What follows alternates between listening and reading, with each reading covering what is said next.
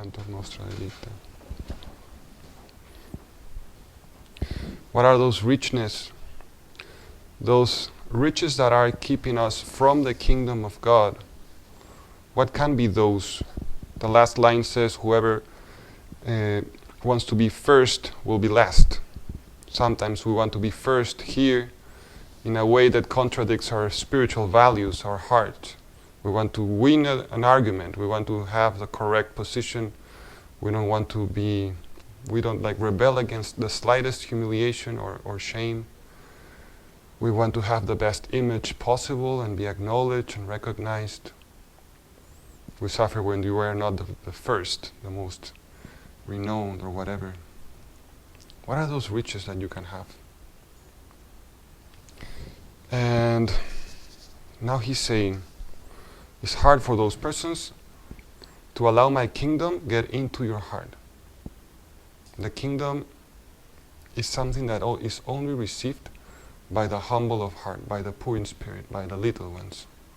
We know that. We know that we can see in Mary the person who accepts the kingdom. And therefore, what is impossible happens. I remember, I don't know, you know that, when was the last time that you heard these words? For man it is impossible, but for God all things are possible. When was the first time in the Gospels that these words were spoken? Not exactly like that, but almost. It was when Mary asked the angel, you remember, how can this be? She said, I don't know any man. How can I become the mother of God? And the angel Gabriel was saying, nothing is impossible for God.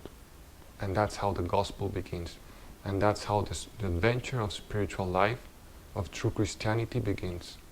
That's the golden thread that connects all the life of every Christian, of Mary, and that shall be the golden thread of your life. Everything is impossible for God. Just become a little handmaid, a servant, a humble follower, and say yes to the adventure.